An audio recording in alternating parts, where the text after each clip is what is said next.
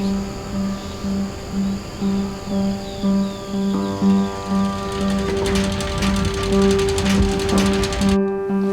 do you know how many masks are there from Sri Lanka? 120.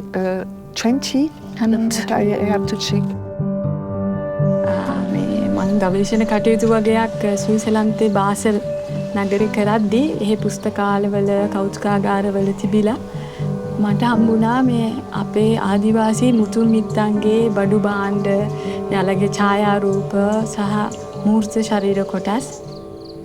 Ich kenne den Fall überhaupt nicht. Ich habe nicht gewusst, dass wir aus Sri Lanka Knochen unseren gesehen haben.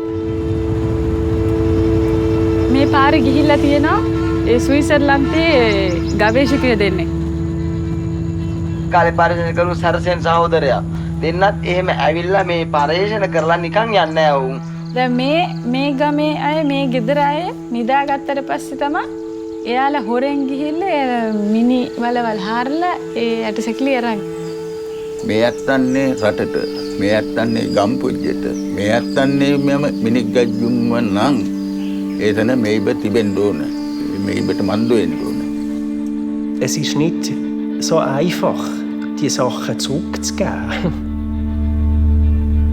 නායකතුමා කියන හිස්ගෙඩිතක් 70000ක් තියෙනවා කියලා නායකතුමා කියනවා.